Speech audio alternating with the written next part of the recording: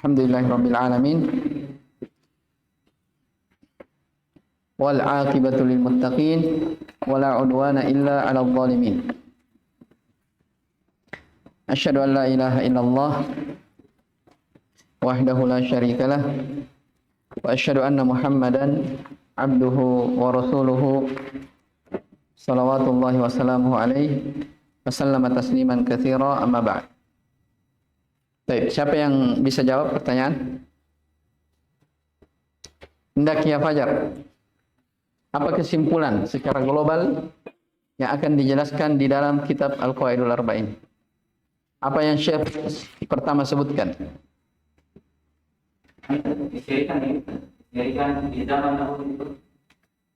Tidak, isi buku secara global. Kemarin kita pelajari kan? Pertama dimulai dengan apa? Baik, Syekh mendoakan dari para penuntut ilmu ya yang membaca bukunya. Ini yang kita pelajari kemarin tentang 3 lambang dari lambang-lambang keberuntungan, walaya, apa lagi satu? Dijadikan apa?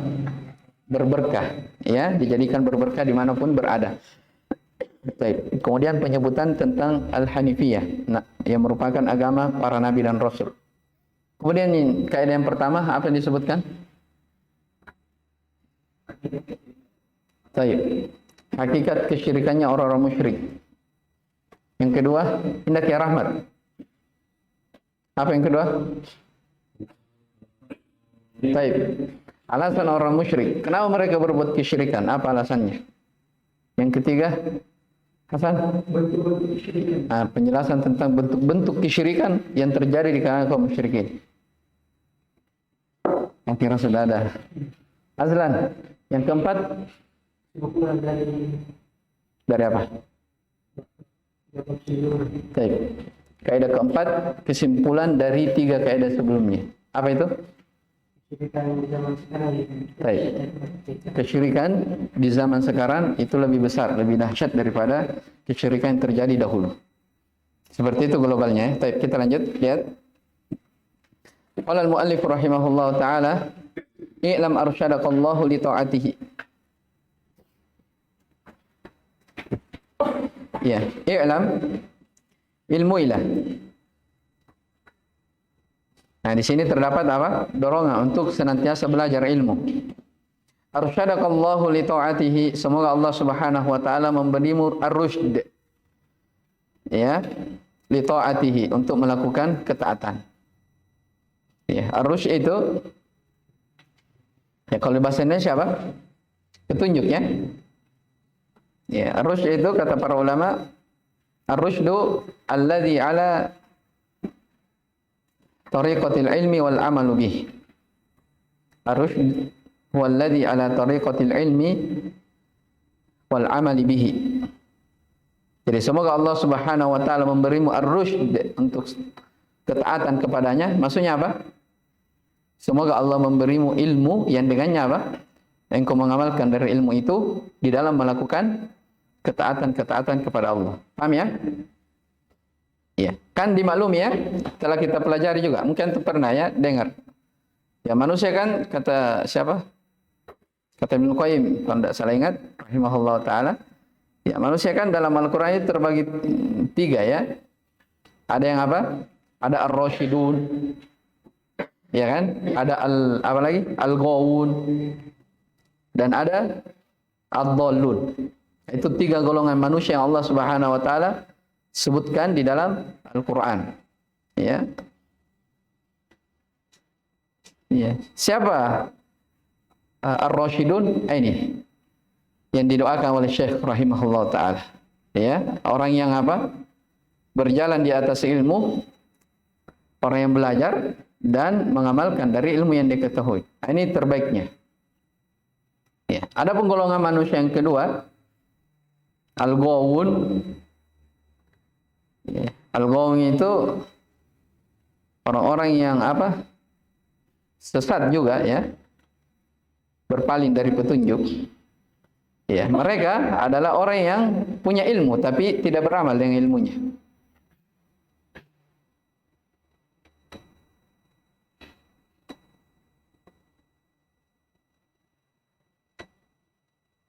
Orang yang apa? Punya ilmu tapi tidak beramal dengan ilmunya. Dan yang ketiga, apa tadi yang ketiga? Ad-dallun. Ini 3 kelompok. Ini kelompok manusia yang ketiga. Dallun. Dallun ya. Ini seperti di surah Al-Fatihah. Kebalikannya. Orang-orang yang beramal tapi tanpa dibangun di atas dasar ilmu. Jelas ya? Ini yang disebutkan oleh para ulama 3 pembagian manusia di atas muka bumi. Dan ini ada diisyaratkan di dalam Al-Quran. Taib. I'lam arsyadakallahu li ta'atihi. Ketahuilah semoga Allah Subhanahu wa taala memberimu ar-rusyd untuk ketaatan kepada Allah Subhanahu wa taala. Apa itu? Annal hanifiyata millata Ibrahim an ta'budallaha wahdahu mukhlishan lahuddin. Bahwasanya al-hanifiyah yang merupakan agama Nabi Ibrahim adalah engkau beribadah kepada Allah semata mukhlishan lahuddin, dengan mengikhlaskan agama ini kepadanya. Ini sudah kita jelaskan ya, al-hanifiyah. Al-hanifiyah apa artinya? Ini tinggal murojaah ini. Memiliki dua makna. Makna yang pertama, ada yang umum. Antum sudah lupa? Hah? Di mana ini dijelaskan? Salah satu usul. Di muqaddimah yang itu enaknya kalau antum sudah hafal. Tahu. Di muqaddimah yang ketiga. Baik. Apa al-hanifiyah? Ada 2. Ada yang bermakna umum, ada yang bermakna khusus. Yang bermakna umum, baik, Islam itu sendiri. Karena al-hanifiyah adalah agama seluruh para nabi dan rasul. Paham ya? Baik. Yang secara khusus, baik, al-iqbalu ala Allah bitauhid. Terus wal mailu syirki bil bara'ati min. Ahsantum. Jadi al-hanifiyah makna secara khusus adalah iqbal, menghadap kepada Allah Subhanahu wa taala dengan tauhid. Ya, dan berpaling dari kesyirikan dengan cara berlepas diri darinya. Ya, ya. Sekarang di sini Syekh sebutkan, apa itu al-hanifiyah? An ta'budallaha wahdahu mukhlishan lahuddin. Engkau beribadah kepada Allah Subhanahu wa taala semata dengan mengikhlaskan agama ini kepadanya. Ini yang mana? Yang kedua atau yang pertama? Hah? Tidak, mencakup dua-duanya. Iya kan? Iya, dua-duanya. Islam, tauhid itu sendiri. Baik. Jadi agama Nabi Ibrahim adalah tauhid, beribadah kepada Allah Subhanahu wa taala dengan mengikhlaskan agama ini kepadanya. Baik. Ada pertanyaan. Ini sudah kita lewati juga. Kenapa dikhususkan Nabi Ibrahim? Padahal dikatakan juga al-hanifiyah ini adalah agama seluruh para nabi dan rasul. Kenapa sering dikhususkan Nabi Ibrahim? Hah? Panutan apa? Baik. Di antara alasannya, Nabi Ibrahim disebutkan sebagai millah, agama Nabi Ibrahim, karena Nabi Ibrahim alaihissalam adalah panutannya orang-orang apa? Orang-orang yang bertauhid. Bahkan beliau mendapat gelar apa? Al-Khullah. Ya. Kata Al-Khalil. Ini sudah dilewati ya, tinggal diulang lagi. Kama qala ta'ala, ini dalilnya. Sebagaimana firman Allah Subhanahu wa taala, "Wa ma khalaqtul jinna wal insa illa liya'budun." Dan tidaklah saya menciptakan jin dan manusia, kata Allah, illa kecuali supaya mereka beribadah kepadaku. Ya, ini jelas juga. Jadi hikmah diciptakannya jin dan manusia supaya mereka punya agama al-hanifiyah. Ya. Beribadah hanya kepada Allah Subhanahu wa taala. Ya, dan jauh daripada kesyirikan. Ayat ini pernah lewat atau tidak? Pernah. Apa tafsiran ya'budun di sini? Nah, itu Syekh sendiri sebutkan. Wa makna ya'budun yuwahhidun. Paham ya? Dan tidaklah aku menciptakan jin dan manusia melainkan supaya mereka mentauhidkanku, kata Allah Subhanahu wa taala. Baik. Lihat lagi setelahnya. Fa idza arafta anna Allah khalaqaka li ibadatihi fa'lam anna al-ibadata la tusamma ibadatan illa ma'at tauhid, kama anna salata la tusamma salatan illa ma'at taharati. Apabila engkau sudah mengetahui bahwasanya Allah Subhanahu wa taala menciptakan kamu untuk beribadah kepadanya, maka ketahuilah ibadah itu tidak akan disebut sebagai ibadah kecuali harus bersamaan dengan apa? Dengan tauhid. Harus bersamaan dengan tauhid. Kemudian dikasih perumpamaan.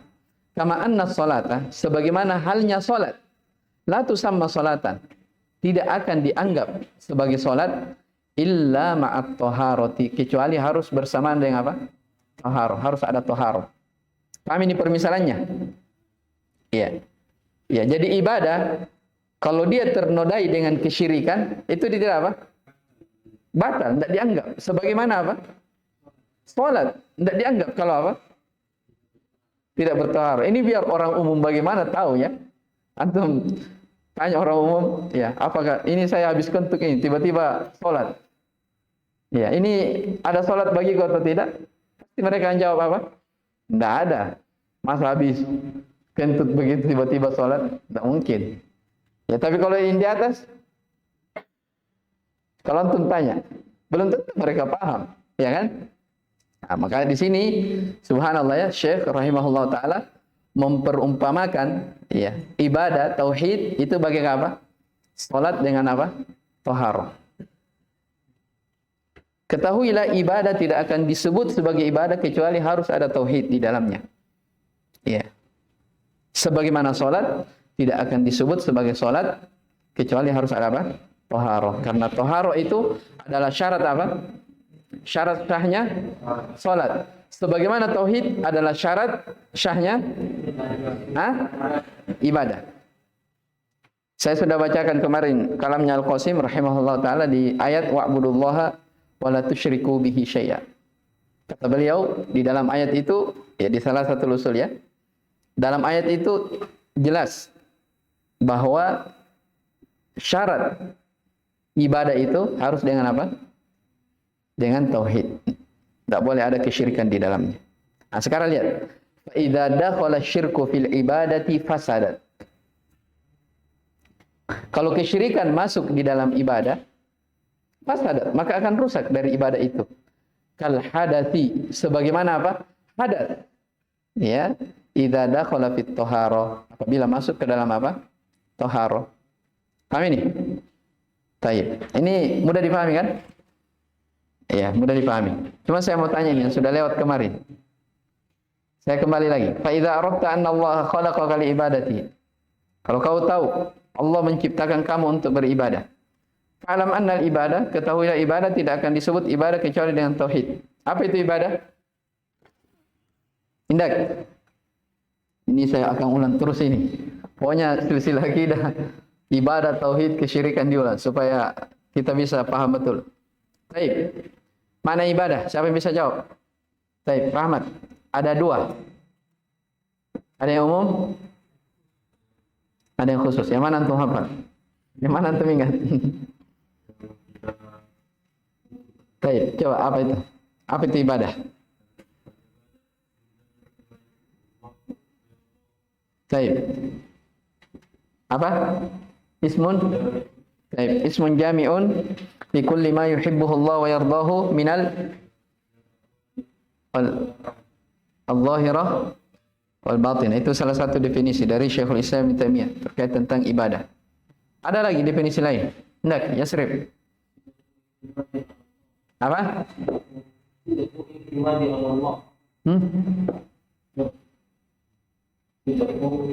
Itu apa itu? Tawakal itu. Iya. Siapa yang jawab?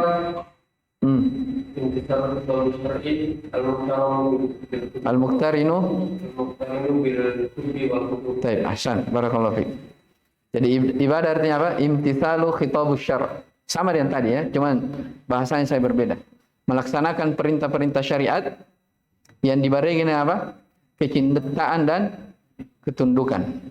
Itu ibadah. Itu yang dibahasakan dengan apa? Wa ibadatur rahmani ghayatu hubbihi. Yang disebutkan oleh Ibnu Qayyim rahimahullah taala. Ya. ma'adul li abidihi huma qutban. Ibadah kepada Allah Ar-Rahman itu adalah puncak kecintaan. Ya. Adalah puncak apa? Kecintaan.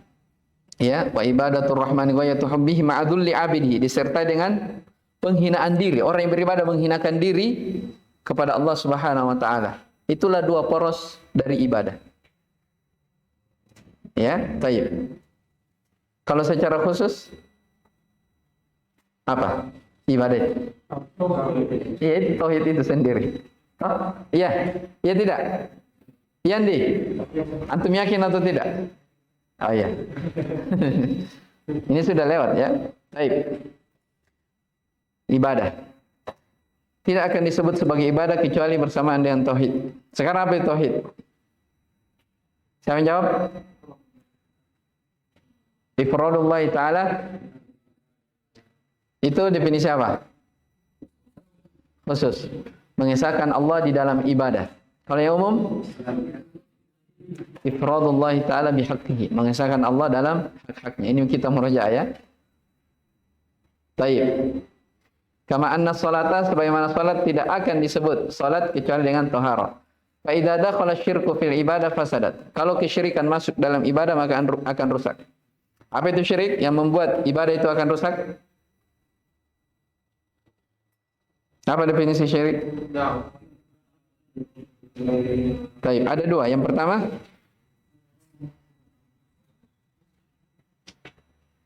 nah, baru lihat lagi ya. Ada yang umum, ada yang khusus. Kalau yang umum, ja'lu syai'in min khasaisillahi li apa? Li ghairihi. Ya. Menjadikan sesuatu yang merupakan kekhususan Allah untuk selain Allah. Nah, bisa kita bilang juga taswiyatu ghairillahi billahi fima huwa min khasaisillah. Sama saja. Baik. Kalau yang secara khusus tadi apa? Ja'lu syai'in minal ibadah li ghairillah. Menjadikan dari ibadah itu sesuatu dari ibadah itu kepada selain Allah. Paham ya? Pembagian ini? Iya. Paham tidak? Jangan tuh bilang paham baru nanti. Paham ya? Baik. Ini apa namanya? Permisalan dari Syekh rahimahullah taala akan pentingnya dari tauhid, ya, akan pentingnya dari tauhid dan bahaya dari apa? Bahaya dari lawannya, yaitu kesyirikan. Nah, di sini sudah disebutkan dari bahaya kesyirikan, kesyirikan itu akan merusak ibadah. Ya, hanya perlu diketahui ya. Ya, syirikan, ada bentuk kesyirikan yang jika terjadi pada seseorang akan menghancurkan apa? Seluruh amalan. Bukan hanya yang dimasuki saja, tapi apa? Semuanya. Nah, ini yang syirik akbar, yang syirik besar. Kalau ada orang berbuat, dia berbuat terhapus seluruh amalan. Nah, inilah yang apa? Para nabi dan rasul diancam. Walaqad uhiya ilaika wa ilal ladzina min qablika la in asyrakta la yahbatanna 'amaluka wa la takunanna minal khasirin. Sungguh telah diwahyukan kepada engkau wahai Muhammad dan orang-orang sebelum engkau, seandainya kamu berbuat kesyirikan. Ini siapa? Nabi yang diancam. Seandainya engkau berbuat kesyirikan, maka pasti akan terhapus dari seluruh amalan-amalanmu dan engkau termasuk orang-orang yang merugi. Iya. Tapi kalau dosa kesyirikan, apa namanya, yang sifatnya kecil, disebutkan oleh para ulama, jadi itu diantara perbedaan dosa apa namanya kesyirikan kecil dan yang besar. Kalau syirkul asghar, dia menghapus amalan yang dia masuki di ibadah itu saja. Seperti misalnya apa? Riya, sum'ah dan seterusnya. Ya, cara Allah. Jadi kalau misalnya ada orang riya di dalam salatnya, yang rusak yang mana? Yang salat itu saja, tidak menghancurkan yang lainnya. Paham ya? Itu insya Allah nanti kita akan apa namanya kembali ulang ya. Apalagi dari bahaya kesyirikan? Syirik antum dengarin masalah syirik ini. Ya, syirik akan membuat pelakunya kekal di dalam neraka. Dalilnya, innahu may yusyrik billah faqad harramallahu alaihi al-jannah wa ma'wahu an-nar wa ma lidh-dhalimin min ansar. Ya, sesungguhnya orang-orang yang berbuat kesyirikan, maka Allah akan haramkan untuknya surga dan tempat kembalinya adalah neraka, dan tidak ada seorang penolong pun bagi orang-orang yang zalim. Apalagi? Iya, betul. Kesyirikan akan mengeluarkan dari keislaman. Iya. Akan menghapuskan amalan-amalan, mengeluarkan dari keislaman. Di antara bahaya kesyirikan adalah kezaliman yang paling besar. Oleh karena itu Luqmanul Hakim berwasiat kepada anaknya. Wasiat yang paling pertama apa?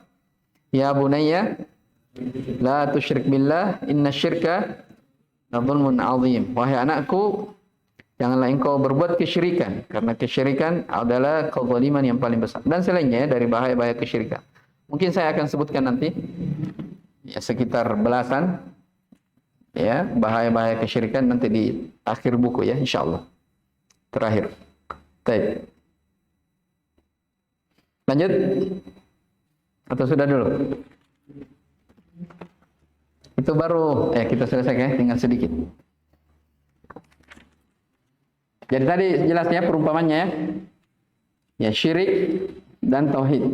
Sekarang lihat, fa idza arafta anna syirka idza khalaqa al-ibadata afsadaha wa ahbata al-amala wa sara sahibuhu min al-khalidina fi an-nar, arafta anna ahamma ma 'alayka ma'rifatu dhalik la'alla Allah an yukhallisaka min hadhihi asy-syabakah wa hiya asy-syirku billah alladhi qala Allah ta'ala fihi inna Allah la yaghfiru an yushraka bihi wa yaghfiru ma duna dhalika liman yasha' wa dzalika bi ma'rifati arba'i qawaid alladzi dzakara Allah taala fi kitabih. Semua matanya seperti itu. Ada yang lain? Alladzi qala Allah taala fi. Enggak ada. Masa? Mana matanya?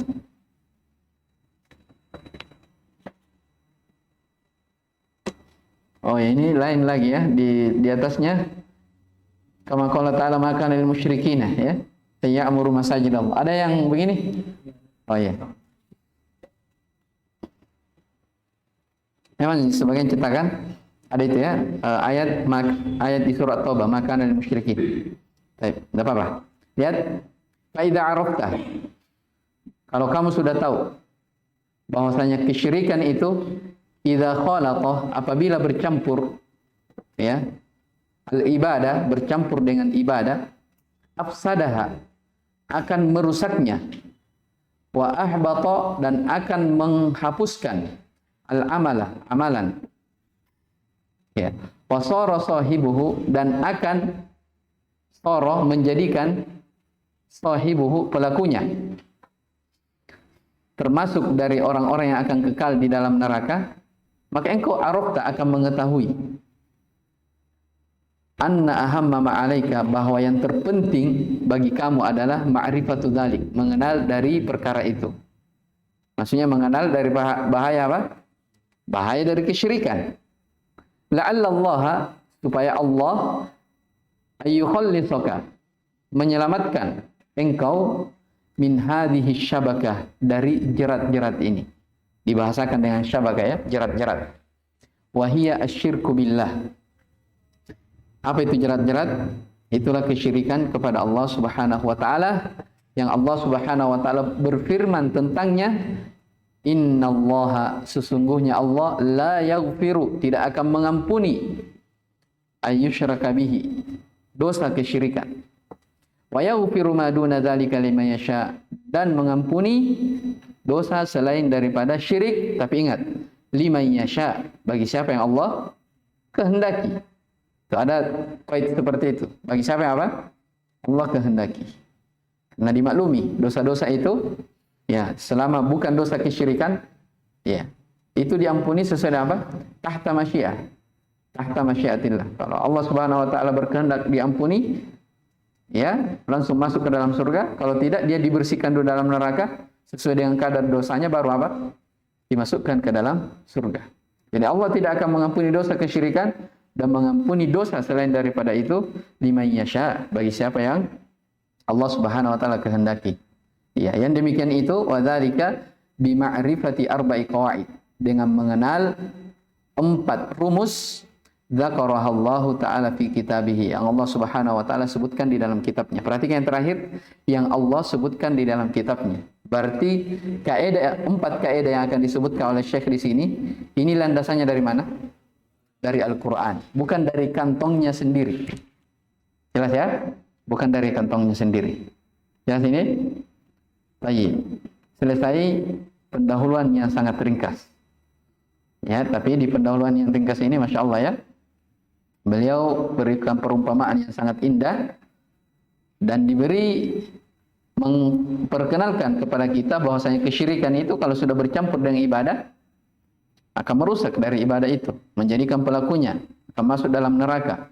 Nah, kalau begitu apa? Penting untuk mengetahui dari kesyirikan dan lawannya tauhid. Ya, supaya apa? Kita itu bisa murni terselamatkan dari apa? Jerat-jerat ini. Masya Allah dibahasakan ya apa? Syabakah. Apa itu kalau bahasa Indonesia syabakah? Jerat. Jaring ya? Iya tidak? Antum tahu jerat-jerat ya? Biasanya kalau jerat apa? Burung itu begitu, jaring. Semakin dia goyang, semakin apa? Semakin kuat ikatannya. Sama orang-orang yang jatuh dalam apa? Kesyirikan. Ketika dia jatuh dalam kesyirikan, itu sulit orang apa? Terlepas. Sulit seseorang apa? Terlepas. Bahkan terkadang sebagian manusia menganggap sebagai apa? Sebagai ibadah. Sebagaimana yang kita akan lihat nanti di kaidah yang kedua, alasan orang musyrik, kenapa dia berbuat kesyirikan? Alasannya ini. Dia anggap sebagai ibadah. Ya, mereka akan katakan, mana abuduhum? Kami tidak beribadah kepada mereka. Illa liyuqarribuna ilallahi zulfa. Melainkan kami ini mencari kedekatan kepada Allah. Jelas ya? Jadi dibahasakan ya apa? Syirik itu sebagai syabakah, jerat-jerat. Karena kalau seorang sudah termasuk dalamnya, kadangkala dianggap sebagai suatu hal yang merupakan ibadah, hal yang tidak ada masalah. Ya, sebagaimana yang banyak terjadi di kalangan manusia. Baik, selesai dari muqaddimah. Hadza wallahu alam. Insyaallah taala besok kita akan masuk di kaidah yang pertama. Subhanakallahumma wa bihamdik, asyhadu an la ilaha illa anta, astaghfiruka wa atubu ilaik. Alhamdulillahirabbil alamin.